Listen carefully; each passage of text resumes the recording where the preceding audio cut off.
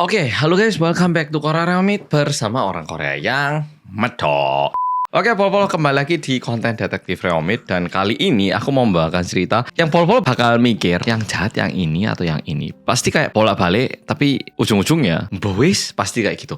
Oke, langsung kita mulai kasus pembunuhan seorang ibu. Nah, kejadian yang mau aku ceritakan ini terjadi pada tanggal 12 Oktober tahun 2018 di subuh hari. Jadi pas jam-jamnya itu baru lewat dari tanggal 11 ke tanggal 12. Seorang anak perempuan itu menelepon polisi dan bilang kalau mamanya itu kemarin malam di tanggal 11 Oktober tahun 2018 itu keluar sekitar jam 8 katanya mau ketemu seorang laki-laki. Tapi sampai tengah malam mamanya ini nggak pulang-pulang dan nggak bisa dihubungi. Polisi yang mendapatkan laporan itu akhirnya tanya, oh begitu, kalau gitu bisa nggak kita cek dulu identitas mama kamu marganya apa dan berusia berapa. Mamanya ini namanya disamarkan jadi bermarga Han, kayak Jongdae, Han Jongdae kan Han marganya, bermarga Han dan berusia sekitar 40 tahunan dan anaknya ini tahunya mamanya ini pergi untuk ketemu seorang laki-laki, nggak tahu jelasnya siapa. Polisi yang mendapatkan laporan itu akhirnya coba mendeteksi lokasi GPS HP milik mamanya dan tidak lama setelah dicari, polisi ternyata berhasil mencari tahu keberadaan mamanya. Polisi menduga mamanya ini berada di sebuah apartemen yang ada di kota Ulsan karena ini kejadiannya di Ulsan dan polisi langsung mendatangi unit rumah itu. Selamat pagi, ada orang. Pintu dibukakan, ternyata yang membuka pintu adalah seorang laki-laki yang berusia juga sekitar 40 tahunan. Setelah dibuka, polisi tanya, permisi, kita sedang mencari seorang perempuan bermargahan usia 40 tahunan. Apakah bapak tahu keberadaan Ibu Han? Apakah Ibu Han ada di sini? Cowoknya itu terkesan kayak agak bingung, kayak tapi berpura-pura kayak nggak tahu apa kayak nggak tahu saya nggak tahu kayak ngomongnya itu kelihatan kalau dia itu lagi menutupi sesuatu. Polisi yang mendapatkan firasat aneh ini langsung bilang, permisi pak, kita mau periksa rumahnya, boleh pak? Sebenarnya cowok itu tidak mau mengizinkan, tapi karena kalau dia bilang enggak malah jadi aneh, dia mengiyakan. Polisi masuk ke dalam rumah itu dan seketika polisi masuk ke dalam rumah, polisi bisa membau bau yang tidak sedap. Polisi mulai mengikuti sumber bau itu dan ternyata baunya ini berasal dari toilet dan ketika pintu toiletnya dibuka, polisi menyaksikan darah yang sudah berceceran di lantai toilet dan Ibu Han yang sudah dimutilasi di dalam toilet itu. Kondisinya sedikit mengenaskan, ada pisau di bagian dada, sedangkan tangan dan kaki, kedua tangan dan kakinya ini udah dipotong dari bagian badan. Sedangkan lehernya itu terlihat ada 2 goresan, tentunya menggunakan pisau. Menemukan itu, polisi langsung memanggil tim forensik dan juga langsung menangkap laki-laki yang berada di tempat itu. Tim forensik yang datang langsung menganalisa kenapa Ibu Han meninggal. Kayak meninggalnya itu dikarenakan apa. Dan setelah dianalisa, ternyata Ibu Han ini sempat dicekik, ada kayak bekas luka cekikan, tapi kemungkinan besar meninggal diakibatkan goresan di leher yang mengakibatkan kehilangan darah yang cukup banyak. Dan polisi yang menangkap cowok itu langsung tanya, Pak, kenapa Ibu Han tangan dan kakinya dipotong? Bapak mau untuk apa pak? Dan setelah kami analisa ternyata perut Ibu Han juga sempat bapak.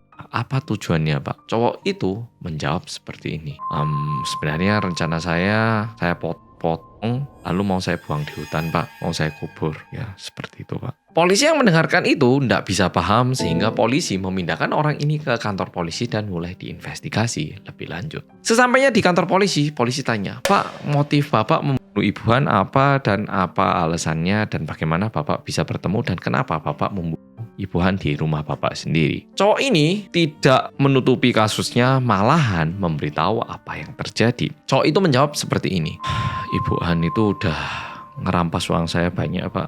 Mulai 6 tahun lalu saya dimintai duit aja. Nggak tahu udah berapa, mungkin udah miliaran rupiah itu uangnya. Saya udah nggak tahan lagi dimintai uang. Ya udah pak, saya bunuh aja. Polisi yang mendengarkan itu akhirnya coba ngecek rekening Ibu Han dan juga rekening cowok itu. Dan ternyata betul, cowok ini sering banget mengirimkan uang ke Ibu Han. Bahkan cowok ini sampai punya hutang untuk ngasih uang ke Ibu Han. Tapi, satu hal yang lebih mengagetkan adalah sebenarnya cowok ini merupakan adiknya Ibu Han, namun bukan adik kandung alias adik tiri. Kasusnya ini menjadi sangat-sangat ribet. Ibu Han oleh adik tirinya. Tapi Ibu Han ini mulai 6 tahun yang lalu terus-menerus minta uang kepada adik tirinya sendiri, dan adik tirinya juga memberi. Kalau di logika masuk akal nggak? Misalnya Polo punya adik ataupun punya kakak. Kakak minta uang, yalah 100.000 tak kasih. 1 juta lihat-lihat kondisi, kalau benar-benar butuh tak kasih. Tapi kalau misalnya 2 tahun dimintai terus, Bok kasih enggak? Bahkan nominalnya ini mencapai 200 juta Korea won alias sekitar 2,4 miliar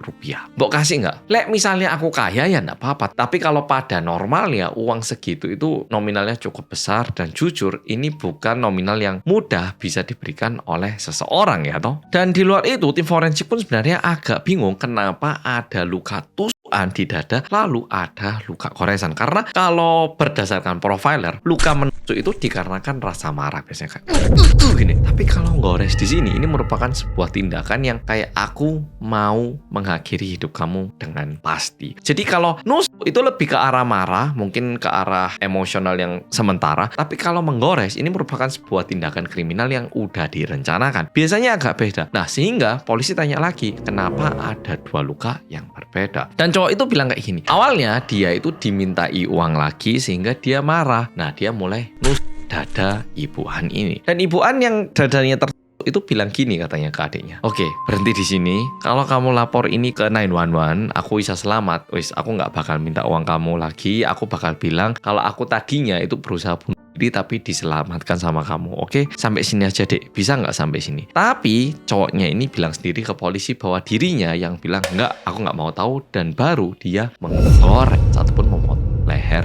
Ibu Han. Mungkin mendengar sampai di sini, Pol bingung.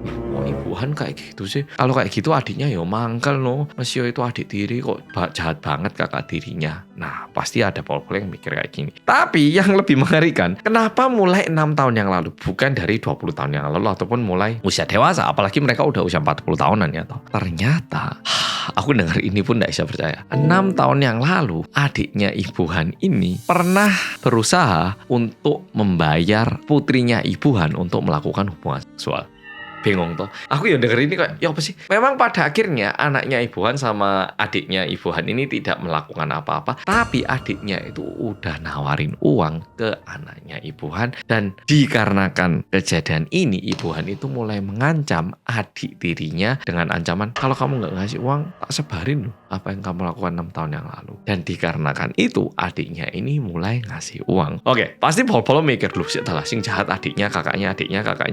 Loh, tapi nggak sempat melakukan. Tapi yo nggak masuk akal juga. Masuk namanya om mau gitu sama keponakan. Ya toh. Nah, kasusnya ini memang sangat agak menjelimet, dan nantinya setelah kasus ini dibawa ke pengadilan, yang menarik adalah di sidang yang pertama cowok ini dijatuhkan hukuman 27 tahun, dan ini mungkin bisa dibilang hukuman yang lumayan berat. Tapi kalau berdasarkan ahli-ahli hukum, sebenarnya hukuman 27 tahun ini udah lumayan ringan dibandingkan apa yang dia perbuat. Karena pembunuhannya itu nggak cuma tapi juga dimutilasi, dan merupakan sebuah kriminal yang sangat keji. Tapi yang menarik, di sidang kedua hukumannya ini turun jadi 25 tahun.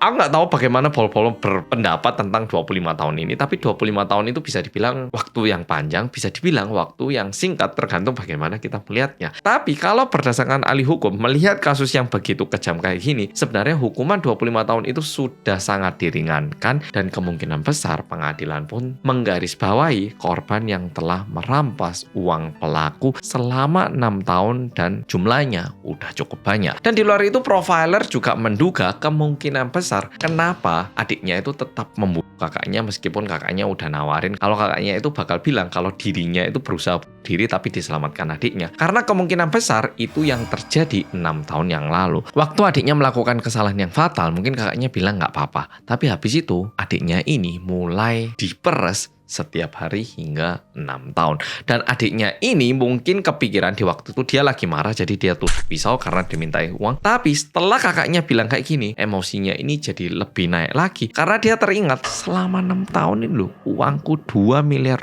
lebih dimintain sama kamu. Kalau misalnya ini tak biarkan selamat, kayaknya cewek ini bakal minta aku uang lebih lagi atau ngancam aku lebih lagi. Gak ada bedanya sama neraka ini. Sekalian aja tak bunuh biar kamu tak kirim ke neraka. Kemungkinan besar itu yang dipikirkan sama adiknya. Oke, jadi kasus kali ini sampai di sini. Aku ya bingung bagaimana jadinya. Tapi yang pasti anaknya Ibu Han ini merupakan korban yang mutlak, yang benar-benar nggak bisa disalahkan. Tapi mau Ibu Han mau adiknya, dua-duanya merupakan seorang pelaku. Hanya saja yang satu benar-benar salah karena udah melakukan pembunuhan, tapi yang satu juga sangat salah karena ya seharusnya ketika anaknya digitukan dilaporkan ke polisi ataupun dibawa ke hukum, bukan menghukum dengan caranya sendiri. Dan gimana ya, memang tidak mudah menerima seseorang kayak gini. Tapi kalau di logika, adikmu misalnya mau gitu sama anak kamu, mosok bo ampuni lalu bo minta uang, ini juga nggak normal ya. Atau jadi bisa dibilang dua-duanya ini merupakan orang yang tidak normal dan dua-duanya berakhir dengan tidak baik. Oke, pol-polo, video kali ini sampai di sini. Terima kasih udah nonton. Dan buat pol-polo yang punya keluarga yang hubungannya erat dan baik seperti saya, yo jujur aku ngerasa hubungan keluarga aku lumayan baik. Bersyukurlah kita karena kita nggak perlu khawatir sama keluarga kita.